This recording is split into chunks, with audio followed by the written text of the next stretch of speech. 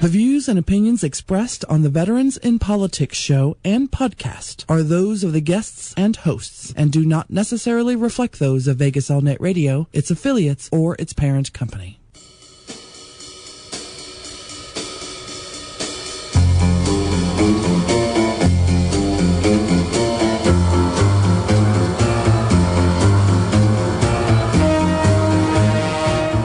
This is Steve Sanson and Jim Jonas with Veterans in Politics. Jim, what's going on? Not too much. Been kind of a crazy week. Yeah, well, let me tell you about my week. Okay, go ahead. Well, we start off with Monday. I was a keynote speaker at Green Valley Ranch with a Master Sergeant Corot. I hope I pronounced his name right. Napoleon Corot. Retired from the United States Air Force. And I was told I needed to be a keynote speaker 2 hours before it was time to go. So I'm over here rushing through North Las Vegas during busy hours because, you know, my office is on West Cheyenne and Simmons to get all the way up to Green Valley Ranch. You know where that is. Right. Then Tuesday, the VIP was at Caesars Forum for a fundraiser for State Senator Shirley Brandon and Assemblyman Thick Singleburn. We were there for a couple hours. And then Wednesday, the VIP was at Caesars. No, it wasn't Caesars Forum. It was the Bellagio for Clark County Commissioner Steve Sisolak's fundraiser. And that was interesting. And you know that's Wednesday, right? And Thursday, what was Thursday? Oh, Thursday was the Marine Corps birthday. So we're all at the Leatherneck Club celebrating the Marine Corps birthday, and that place was packed, wall to wall, folks. And then Friday, now that was a mad day because I worked 12 hours that day. That day was the Veterans Day Parade. I went there to meet VIP and Miss UNLV, Miss Clark County, Miss Green Valley, and Miss Southern Counties. I didn't even know they had one of those.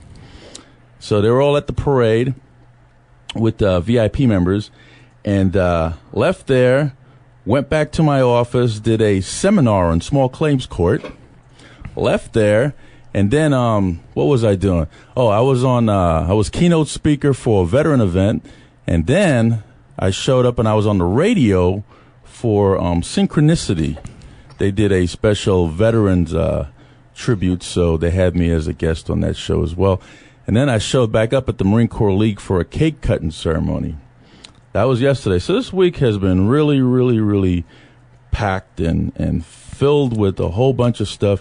And I'm sure with the election cycle coming up that we're going to be really, really busy because, you know, VIP has to go to these different political events to make sure that we kind of rub elbows with different politicians that might be going up for re-election to make sure that they're the same person we want to get re-elected again, or if they want to get elected for a different seat. But yeah, we've been really, really, really busy. And one thing that really upsets me, Jim, what's that? Is when people give their word that they're going to be somewhere and they don't show up. Like some of our members supposed to be at the Veterans Day Parade, and some of them were hungover from the night before. Yeah. And that really pissed me off because here we are. We got 40,000 people that showed up that's watching this Veterans Day Parade, which is the biggest turnout ever in the state of Nevada. Cameras everywhere, and all our members don't show up. No. So that was a little bit discouraging, needless to say. Not even a phone call, you know? I just didn't understand that. Not even a phone call, at least a phone call. Hey, even if it's an emergency, because I remember there's many times that I'm going to a funeral or I'm in the ER and I'm supposed to be somewhere. I say, hey, I got an emergency. Somebody's in the hospital. Got to go. You know, something like that. Yeah. Give some kind of communication to somebody what's going on. But hey, it is what it is. And here I am in front of this mic with my 3-year-old child in my hand that's half asleep. So that's what we call dedication to the cause. You understand what I'm saying? Uh-huh. Dedication to the cause. But we have 2 guests today. We have Judge William Kephart, who's a Las Vegas Justice of the Peace. And we also have Coroner Mike Murphy, who's going to be calling in because he has, I think he has a wedding on some boat in Lake Mead, so he's going to be calling in around 2:30. So those are the 2 guests today. But I got some scuttlebutt because you know that David Roger, who is the Clark County District Attorney, is resigning as of the first of the year or third of the year, whichever. And the Clark County Board of County Commissioners are the ones that appoint the vacancy for the Clark County District Attorney. And you have John Hunt, who is a pro tem. He used to sit for Judge Assad on the bench when Judge Assad was absent, but Judge Assad is not there anymore. But I believe he's still a pro tem. And he also used to be the county chairman for the Democrat Party. He's an attorney. His appointment is up for that seat. And so is Las Vegas City Councilman Steve Wolfson. He's also going for that seat. And so is Judge William Kephart. He's also put his appointment in to become the next Clark County District Attorney. I don't know why Kephart will want to do that, but I guess we'll ask him later. But do you have any rants? I'm sure you do. You got to have something. Well, I was a little disappointed with the whole Penn State controversy, if any of our listeners paid any attention to that, where an assistant coach at Penn State University and then another assistant coach witnessed him having inappropriate sexual conduct with a minor boy, and so I guess that's been all over the news lately. But I know from my perspective anyway, if I witnessed that, I wouldn't have just stayed quiet and told my boss, and if my boss didn't do anything, I'd just still stay quiet. I would have said something or tried to stop that act, or at the very least, at least called the cops. So I was disappointed that happened, but I guess from what I understand, that happens a lot with certain college programs, that they don't want to embarrass their coaches or their peers, and I just think it's unfortunate that occurred, and I hope that Penn State tries to right their wrongs and get those young boys some help that they're obviously going to need after being sexually molested in that way. Yeah. What's your thought, Steve? I mean, if you seen that occurring, wouldn't you have done something more than just tell your boss, "Oh, this didn't look right"? If I seen somebody sexual or molested a young anybody, yeah, I would kick their ass. Yeah. That's kind of what I was thinking too, but for whatever reason, he didn't, and now they're trying to use an excuse that, "Oh, well, I told my boss." Well, okay, fine, you told your boss didn't do anything about it. You have some moral obligation. And then I'll go kick my boss's ass. Yeah. I hear you. Everybody get ass kicking. But other than that, not too much. I thought the... I'm too damn blunt. I thought the North Carolina-Michigan State basketball game was pretty cool on an aircraft carrier. I thought that was a pretty good idea. Yeah, when President Obama was there? Yeah. Yeah, I saw that. Oh, by the way, speaking of presidents, you know the Italian president resigned today. Yeah, the prime minister, he finally resigned. Yeah. So. Other than that, that's it. That's it? Yeah, that's it. Well, you sound like you didn't have much of a busy week, did you? Well, actually, I had a busy week, but it was more personal with my mom and radiation treatments and stuff, and I don't want to talk about it on the air. All right. Well, let's go to commercial break. This is Steve Sanson, Jim Jonas with Veterans in Politics. We'll be back with Judge William Kephart.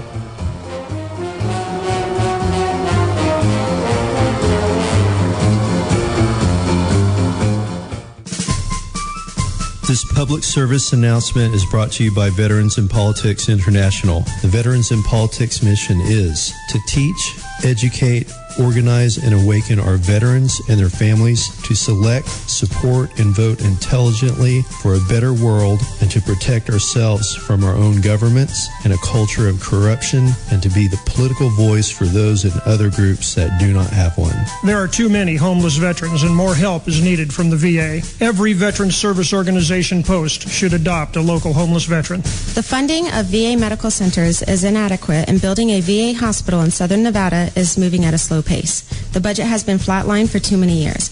The VA is too quick to deny claims and too slow to help veterans gather records in support of claims. Local politicians ignore veterans and their issues. They perceive a lack of organization among their local veterans and that it won't hurt them at election time. Veterans too often vote party, not veteran issues. All veterans should vote in every election.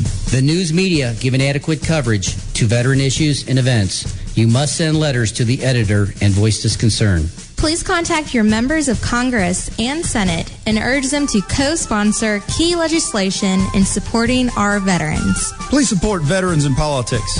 And to get more information, go to www.veteransinpolitics.com. 9711 Southeastern Avenue, Suite H1 is the place to be. Get yourself a treat. Come to M&Y Snowballs to beat the heat. More than 40 regular flavors, 8 sugar-free flavors, or your choice of 2 cream flavors. Stuff your snowball with soft serve ice cream for $1 more. We have smoothies, soft drinks, cheese and nachos, and even more. New Orleans original flavor, all of which you can savor. We hope to see you there. Hey, listen up. If you're a military veteran, if you're related to a veteran, or if you know a veteran, you'll enjoy the Veterans Reporter radio show every Thursday from 8 p.m. to 9 p.m. with me. I'm your host, Chuck N. Baker. Every week, we will explore veterans' issues and we'll have guests who will talk about topics of interest to and about the veterans community. And if you don't listen, you'll have to give me 20 push-ups. Are you a business owner struggling during these economic times? Please listen up. How would you like to put your business and services in front of every resident and business in the Las Vegas Valley for less than a penny per home? Yes, that's right. I said less than 1 cent per home and business. And how would you like to have a dynamic and exciting online presence with the major search engines? How about an online video for your business and a fully optimized website with absolutely no setup fee? Hi, my name is George. If you are interested in these and other services that can make your phone ring with clients and prospects, then call me at 702-296-8394. Just call George at 702-296-8394. Thank you. Americans have been fooled by politicians about illegal immigration. They make you think that if you bring up this topic, you are a racist. Did you know that America is the only country on this planet that does not enforce its federal immigration laws? For the fear of being called a racist. I am for legal immigration. I was born on the island of Jamaica, became an American citizen, served 12 years in the U.S. military, served in Desert Storm, and received a Presidential Unit Citation, National Defense Medal, and Marine Corps Commendation. Our immigration laws serve a purpose. I understand that this country was founded on immigration, but there is a wrong way and a right way. I'm here to tell you that illegal immigration is breaking our federal laws. Why don't you call me a racist? This is Steve Sanson.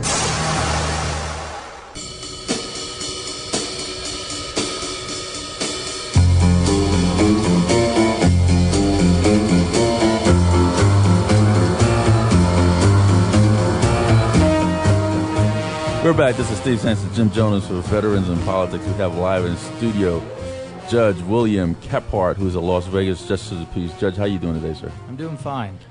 Could you give us, tell us a little bit about yourself? In what regards? Well, I'm from here. I grew up here in Las Vegas. And hold on. You want me to start from there? This is not the first time I had you on the air. Come on now. No, you're right. But, I'm currently Justice of the Peace in Department 6, downtown here in the Regional Justice Center. I've been practicing law since 1988, and I grew up here in Las Vegas. I'm married. I have a couple children. They're both grown and out of the house. And matter of fact, you and I discussed about the possibility of my son going into the service. Yeah. But what else do you want to know? Well, I know that you're a former prosecutor. Yes. and now you're a sitting judge in department. What department is that? Department 6. Department 6. How does it feel once being a prosecutor and now you're sitting on the bench and you got to really listen to both sides to actually render a decision? Well, as a prosecutor, you always had to listen to both sides as well, Steve. I think that's a big misconception a lot of people have about prosecutors. They're just in there trying to win, but their main objective is to make sure they do justice. So if they're doing their job right, they're supposed to be able to be objective to both sides.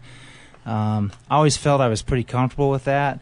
I actually took ridicule at times because I took those type of positions and felt that maybe we shouldn't be prosecuting somebody that's being charged. And I took the bench because I'm from here. I grew up here in Las Vegas. I care about the people here, and I felt that I could bring a good, fair perception to the bench. I had some criticisms of the bench when I was as a prosecutor, and I thought that maybe once I get in there I could help out with some of the concerns that I've had and that people have spoke out to me about. So, it's going really good. I feel very comfortable listening to both sides. I was talking to your partner here earlier about some different concerns he had, and I was kind of giving him perspective that you have to deal with I find myself now, when you hear both sides, you start out and you're kind of listening and you see how you're getting swayed one way, but I find myself I have to sit back and wait and be patient, because before you could always just grab the paperwork and read all the way through, but when they're actually presenting the case, you have to sit there and wait and be patient and wait to the end to make sure that you're making the right decision. And I was just talking about a case I had the other day that I was being very critical of the victim based on some of the testimony I was hearing from her, and then as the case progressed, I saw completely and understood it completely what she was going through, and was able to make a decision at the end of that case. You made friends in the prosecutor's office, correct? Well, yeah, I was there for over 20 years. Any of those friends come before you while you're sitting there as a judge? Yeah, I see them. And how does that make you feel? Well, what does it do to you? Well, I have to be professional. I think it's something that a lot of people lose their,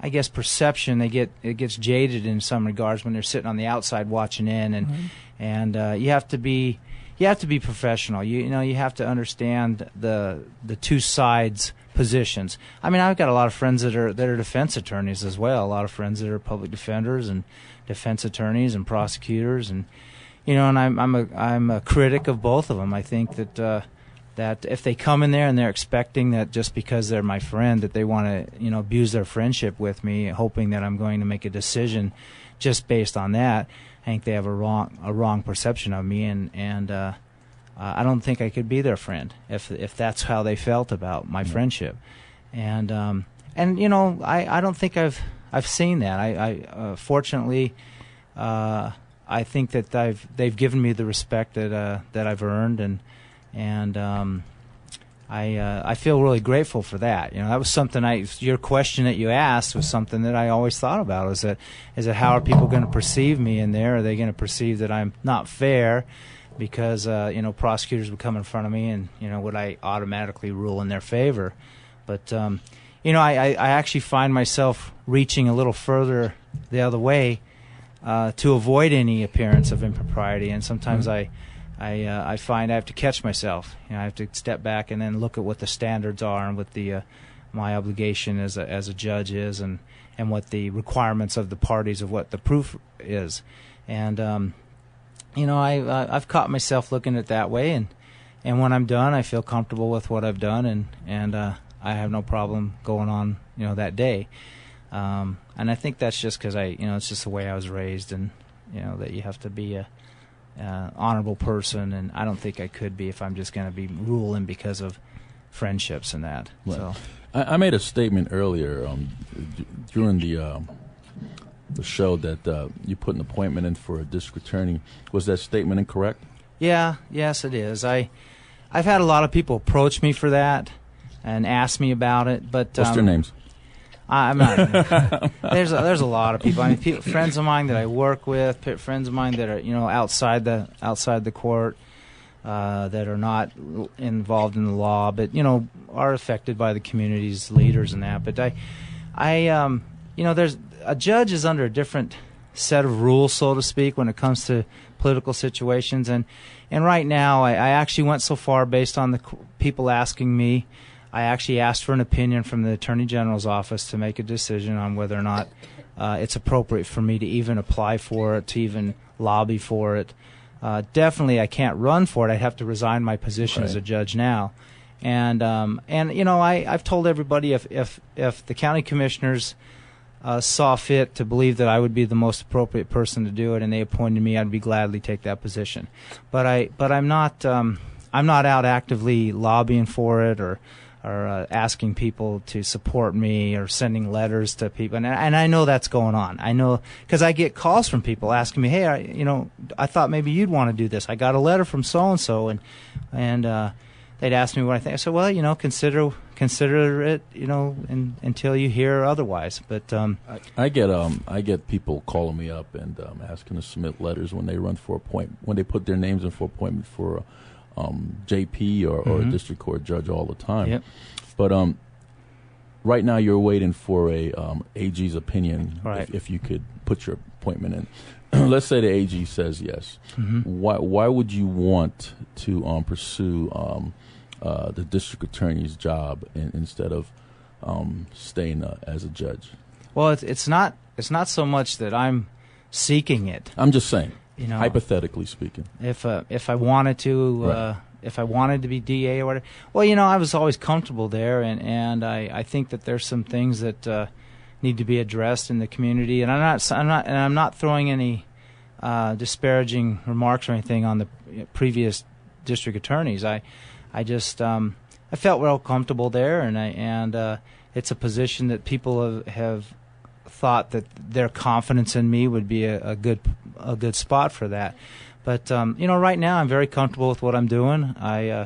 I'm fitting in really well. I'm getting along with both sides of the bar, and I'm actually enjoying it. I feel one of the reasons I became a judge is I felt like I had direct contact with the people more so than as a district attorney, because you deal with the people that are being affected more so than the DA just charging a case and then coming forward on it, because the DAs never really get a chance to talk to the defendants. They because of the constitutional protections and that, and so oftentimes when I was DA and I had defense attorneys gave me an option to speak to their clients, I got a good idea of what we were dealing with, and we're able to make sometimes good decisions on what we need to do in the go forward with it and make a resolution right there. As a judge, I'm able to do that right now, and so that's kind of I feel very comfortable doing that, and I wanted to do that, and I hope that I'm able to touch different people with that. I've had a lot of parents come in and explain to me how I treated their children when they were in there. They're grown adults now because they're in front of us, but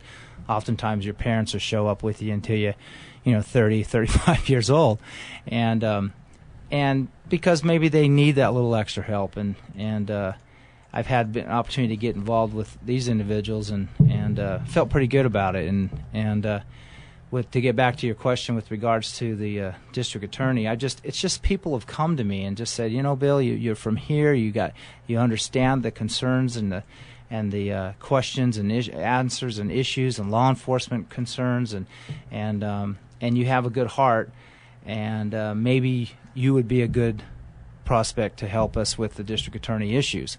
And I know there's some things right now that are really being struggling with the inquest and the death penalty issues, and right now the veterans. You and I've talked a lot about with the veterans is I really believe that we're going to have to really step back and take a look at what's going to happen in the near future when we have these young men coming back from Iraq and being discharged, and then what are we going to do? And I'll tell you right now, I'm really scared about it. Not scared in the sense that they're going to do anything particular, but just scared in the sense that we're not going to be able to address their needs quick enough. Well, what? Speaking of that, Judge, I do have a luncheon with Randy Miley to kind of see if I could get his law firm to help the vets that are coming back with the that find themselves in front of a judge because of related issues that took place while abroad.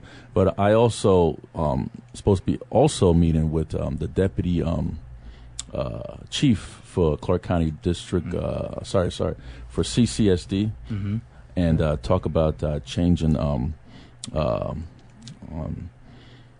What's that terminology I'm looking for? Policies within the metro, the detention center, right? Yeah.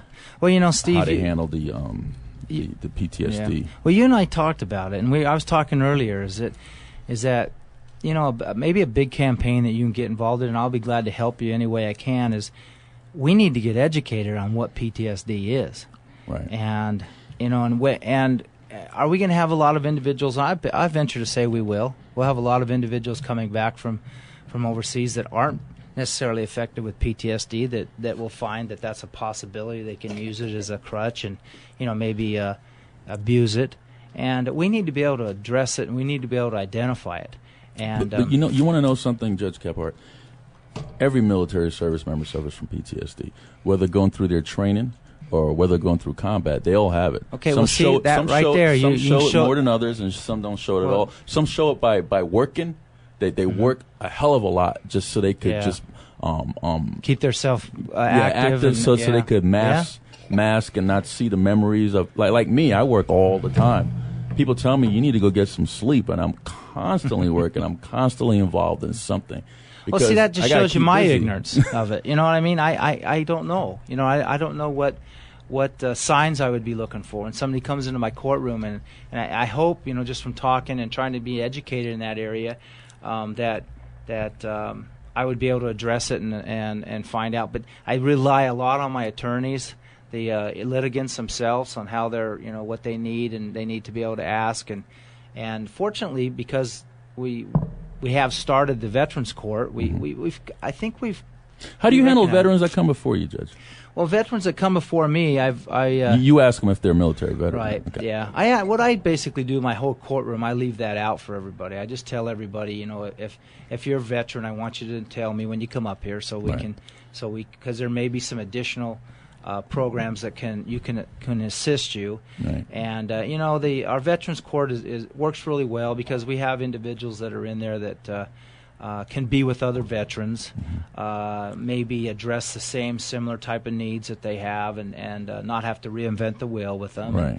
And we have some individuals that actually come from the VA hospital. They actually come with some of the veterans and appear with them, explain to me what's happening, if they're involved in any type of counseling and that. Right. And so sometimes the needs of the court are already addressed.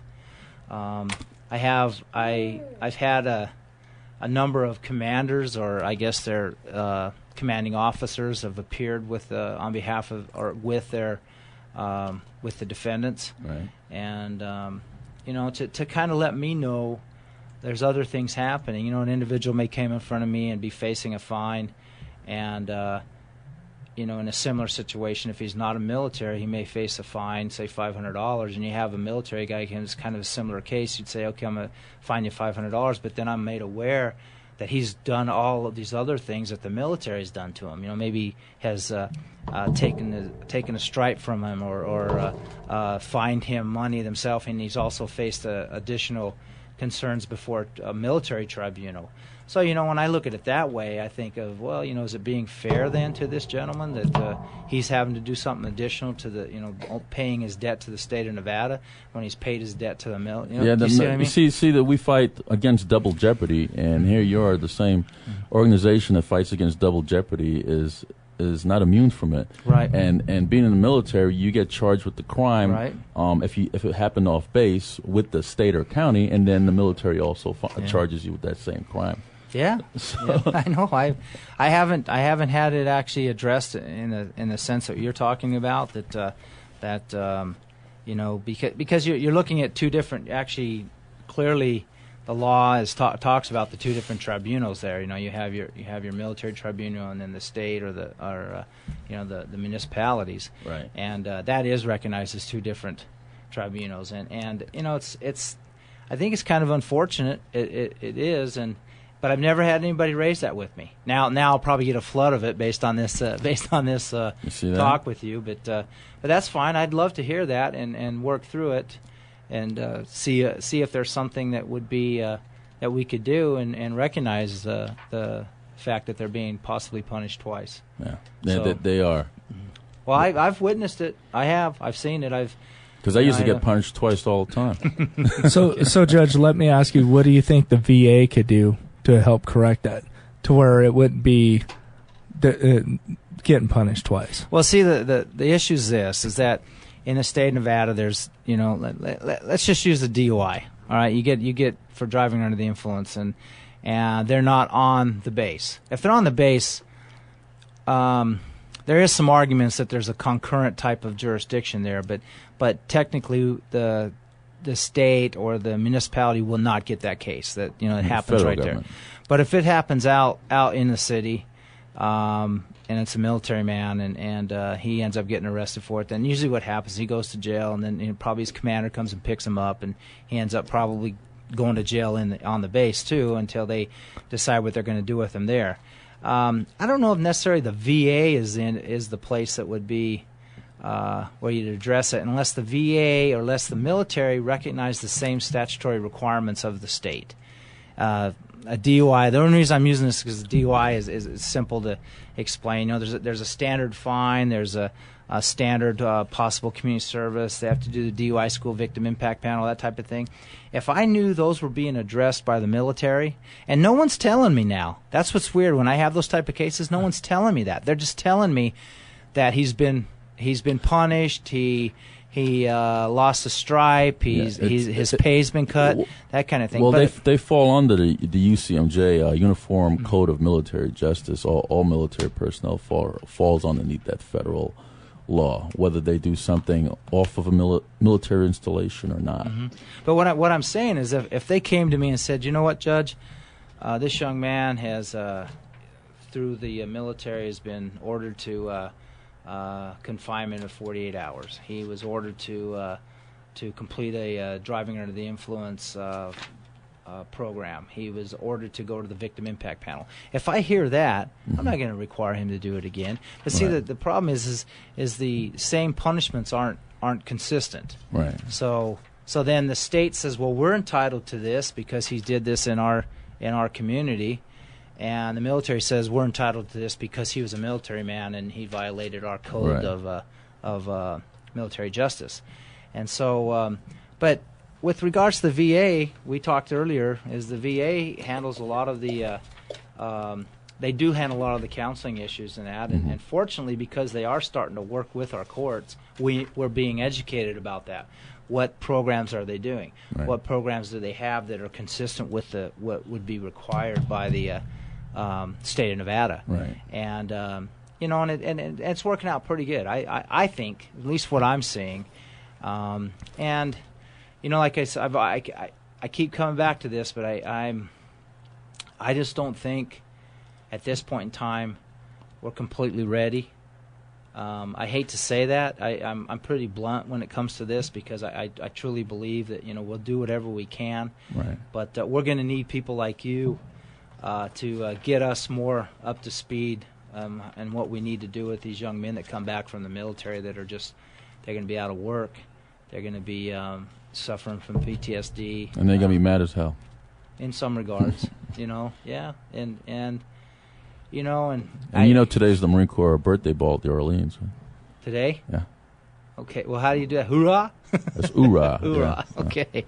Yeah. Well, I don't know, Steve. I have good hopes, and I have a lot of respect for the military, and I have a lot of good hopes for the fact that whatever we kind of put together and try to work that they'll work towards it as well. Right. I don't think any of these young men are going to come out of the military with the intention that they're going to just be a plight, but unfortunately, some of them are going to have a lot of concerns, and you and I have talked about it. I have my own opinions about what we should do as society, but that's I always make that joke, when I become God, then this is how it happened. But, I'm not at that point.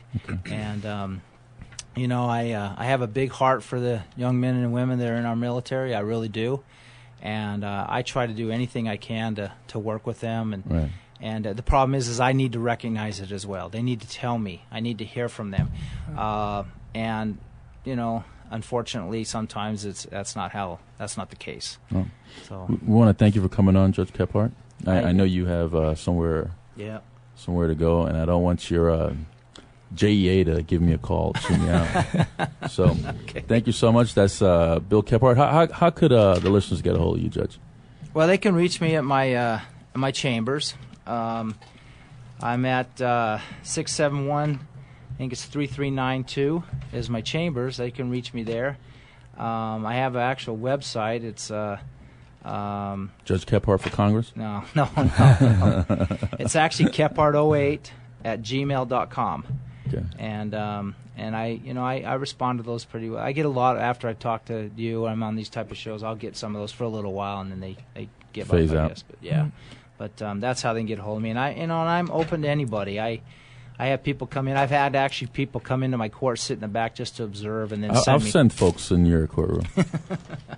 I have some people that come in that just sit in the back, and then I get this like scathing, email telling me, you know what, you should look at the defendant more, or you should talk to him more, and you try to do what you can, and hopefully my way I was raised and stuff, and my morality and that would come through, and I can help people the best I can. Okay. All right. Well, thank you so much, Judge. Thank you very much. I appreciate it. This is Steve Sanson, Jim Jones for Veterans in Politics. That was Judge William Kephart, Las Vegas Justice of the Peace. Don't go away, folks. We should be getting Coroner Michael Murphy on the line. This is Steve Sanson, Jim Jones for Veterans in Politics.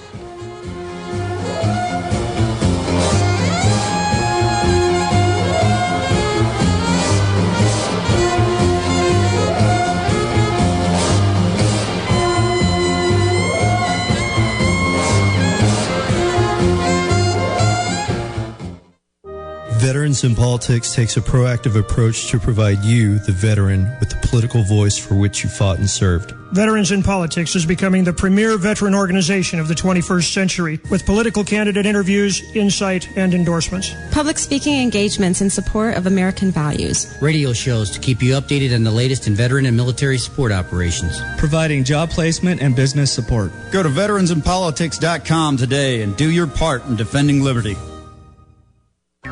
What are you doing online? I'm checking out the belly dance class we took last week. Where's it at? TakeBackYourBelly.com. That's right. We worked our arms. We worked our abs. We worked so hard and had a blast. No matter what, your shape or size, come belly dance, you'll be surprised. For class schedule and location, log on to TakeBackYourBelly.com or call 219-3151. Hey, listen up. If you're a military veteran, if you're related to a veteran, or if you know a veteran, you'll enjoy the Veterans Reporter radio show every Thursday from 8 p.m. to 9 p.m. with me. I'm your host, Chuck N. Baker. Every week, we will explore veterans issues, and we'll have guests who will talk about topics of interest to and about the veterans community. And if you don't listen, you'll have to give me 20 push-ups.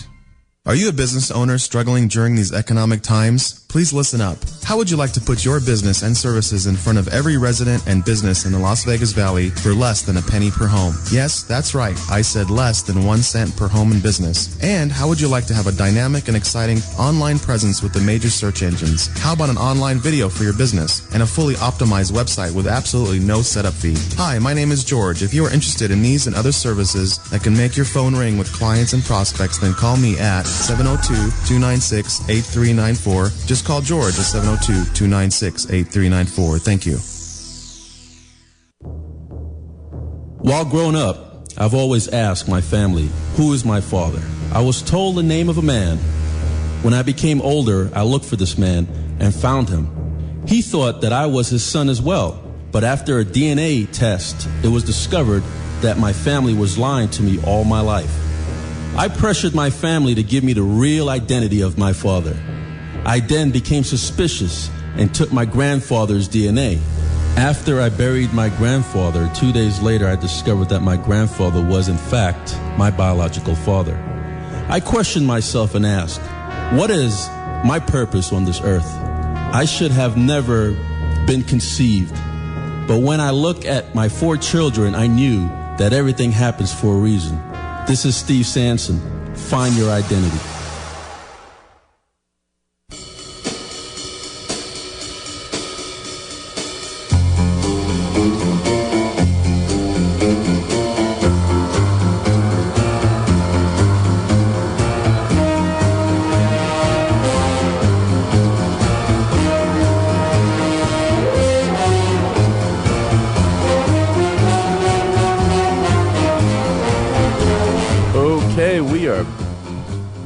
This is Steve Sanson, Jim Jonas with Veterans in Politics. Right now we have Coroner Michael Murphy on the line. How you doing, Mike? Doing just fine. How you guys doing? We're doing real good. Could you give us, tell us a little bit about yourself? Sure, but before I do that, can I just thank all the vets for their service and tell you how much I appreciate that, and I fully recognize that freedom's not free, and I know that this is the time that we celebrate, but it's something that we should do every day of every year, and so I just wanted to start out with that. Having said that, I want to let you know that I'm your coroner here in Clark County, Nevada. I am appointed. I'm not elected, so I'm appointed by the county commission. It's a pleasure to serve, and I've been the coroner now for about 8 years. Been with the office a little over 9, and we will deal with about 14,000 deaths a year here in Clark County. That's kind of a staggering number for most folks. They don't recognize that as how many we're going to deal with, but for our population, we're just right about on track with the nation. You used to be part of the Public Administrator's Office, correct? No, the Public Administrator's Office, I actually serve as a Deputy Public Administrator so that I can work with, so that our folks can work out in the field capturing property when the Public Administrator is not available, or in the outlying areas. We will serve as Deputy Public Administrators. Okay. Coroner Murphy, tell me your personal feelings. How do you feel about the coroner's inquest? You think it's just, fair? Because the reason why I'm bringing that up, because one thing that really, really sticks to my mind was that 19-year-old kid that was handcuffed, ran out of the police car, and the police officer chased him down and shot the kid in the back. And it was considered justifiable. I mean, stuff like that just really irks me. So tell me your personal opinion of the coroner's inquest. Well, I will avoid giving you my personal opinion, and here's the reason why. I believe that as the coroner of Clark County, that it's my responsibility to ensure that we do the job and perform a coroner's inquest exactly as the statute tells us to. And even those that you may talk to that are not pleased with the inquest process, the NAACP, maybe the ACLU or some of the others, I think that you'll find that they'll say, we're not displeased with the way it's run as far as the way the coroner's office conducts their business. We don't like the process. And so it's changed a couple of times in the 9 years that I've been affiliated with the office. The latest change includes now an ombudsman person to represent the family and to be a representative of the public, and to ask those questions that some felt were not being asked. Having said that, that has not moved forward, because when we created when we moved forward with the first inquest under the new system, a lawsuit was filed. Ultimately, we were enjoined and it's now being heard in the federal courts. So we started with another inquest. That particular one, again, we were enjoined in the state courts for a temporary injunction, and just recently as Friday, a ruling came out that we're still trying to interpret, and our attorneys are, to see exactly where we're going to go with it. But it appears that all of the different parts of the statute, except maybe one section, may be thrown out, but the rest of the statute appears to be intact. And so we may be moving forward, but it's a little premature until we have a chance to look at all of the nuances of that court ruling. Well, I heard because of the changes in the coroner's inquest, officers are now going to start exercising their Fifth Amendment right. Have you heard the same concern? Absolutely. As a matter of fact, in the 15 that we currently have pending,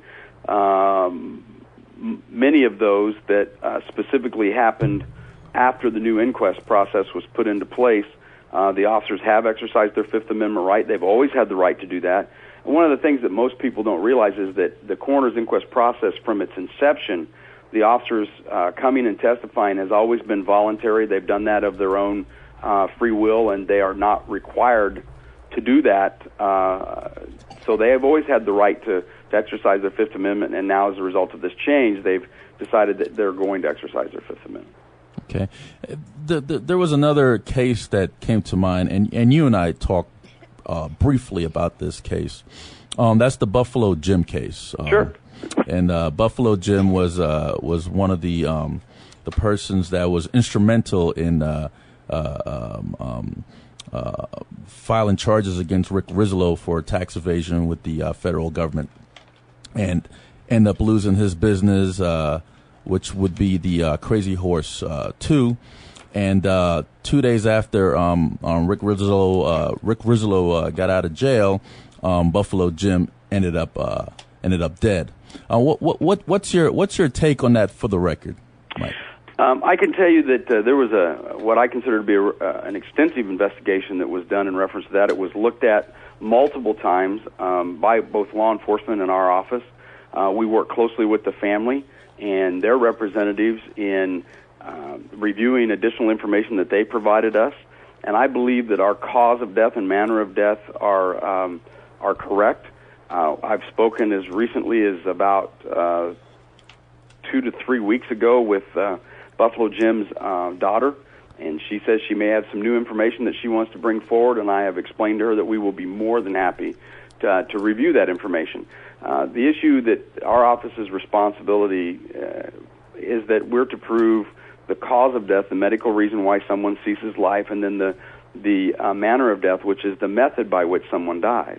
The cause of death is usually, in the vast majority of the times, after our investigation is completed with the actual body itself, is fairly apparent.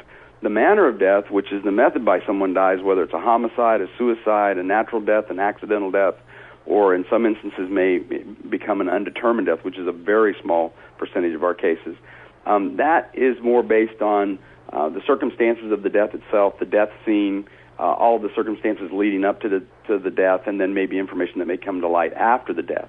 I believe that we have come to a successful conclusion. I know that the Barrier family is not happy with that conclusion, and what I've explained to them, and we have looked at this in depth on more than one occasion.